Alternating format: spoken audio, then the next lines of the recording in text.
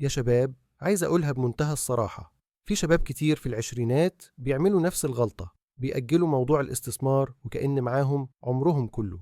الحقيقة إنك كل يوم بتأجل فيه أنت بتخسر أهم حاجة عندك، الوقت. قصة محمد ومحمود، تخيل معايا، في واحد اسمه محمد عنده 20 سنة، قرر إنه يبدأ يستثمر 200 جنيه كل شهر، يعني مبلغ بسيط جدا ممكن أي حد يوفره من مصروف أو شغل جانبي. وفي واحد تاني اسمه محمود قال أنا لسه صغير، هبدأ لما أبقى 30. وفعلا بدأ بنفس المبلغ 200 جنيه كل شهر. الاتنين نفس المبلغ، نفس الفكرة، الفرق الوحيد إن محمد بدأ بدري 10 سنوات.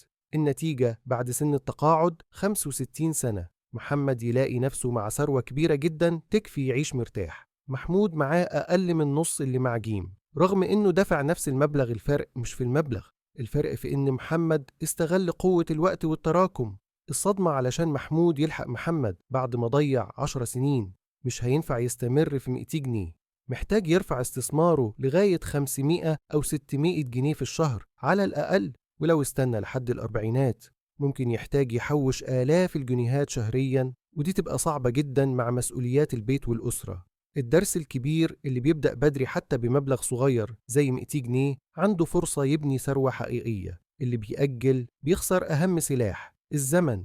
بدل ما فلوسك تشتغل وتجيب لك دخل، هتفضل انت اللي تشتغل لحد ما تكبر.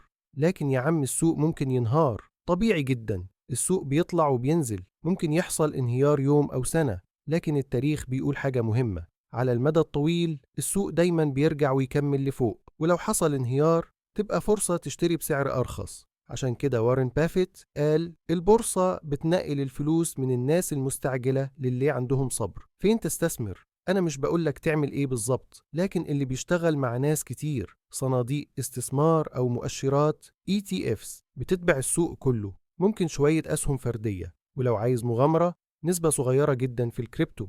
المفتاح مش النوع، المفتاح هو إنك تبدأ وتفكر بالسنين والعقود، مش بالأيام والأسابيع. الخلاصة، ابدأ دلوقتي حتى ب200 جنيه في الشهر. ركز على المستقبل مش على الاستهلاك اللحظي. ما تسيبش فلوسك نايمة في البنك تتاكل من التضخم. استثمر في نفسك علشان تزود دخلك وتعرف تزود استثمارك. الختمة موجهة للشباب في مصر والعالم العربي.